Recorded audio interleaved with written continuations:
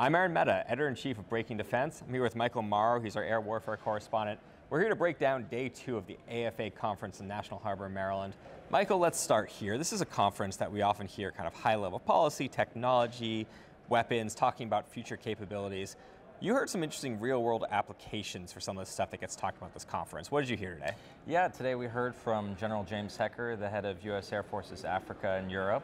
He's also NATO's air commander, and General Jacqueline Van Ovos, who's the head of U.S. Transportation Command.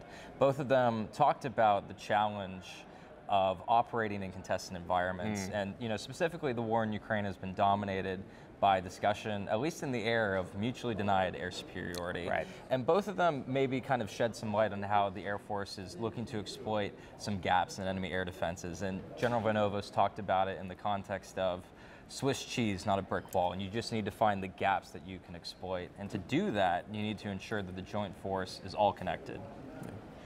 So Aaron, a big theme of this conference has been re-optimization for great power competition. And I know there's a panel you went to today on that. What'd they say there? Yeah, re-optimization, which is kind of the big push from General Alvin, the Air Force Chief of Staff. It involves reorganizing a couple of existing offices, standing up some new offices. What was interesting about this panel is you had members from each of the 4 main panel offices that are being changed, talking about the process they're going through. Process report, as you'd expect, things are moving slowly but moving, that's all good. What was interesting was they talked about why this actually matters, and the big driving thing they were getting at is acquisition is not going to be something that can be sidelined. It has to be built in earlier into the warfighters. One of the panelists said that the next war, if it's between great powers, is going to be a technology war.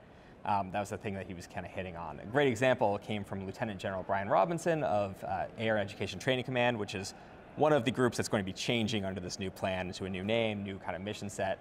And he was saying how in 2022, Frank Kendall, the Air Force Secretary, came and sat down with him and said, okay, so what's the plan for how we're going to train with CCA? And he said, sir, what's the CCA?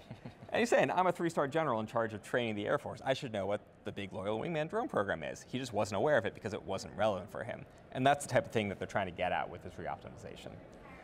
Okay, so let's look to day 3, the final day of the conference. Actually some interesting panels with a focus on a couple of different capabilities that we're certainly interested in learning more about. Right.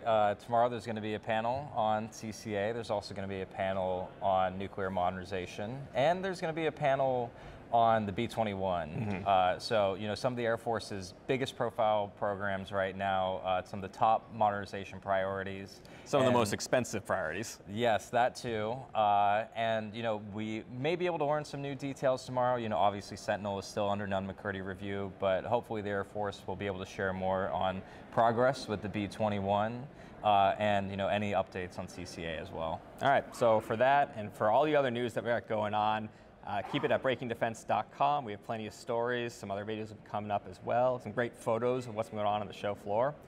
Till then, I'm Aaron Mehta. Thanks for watching.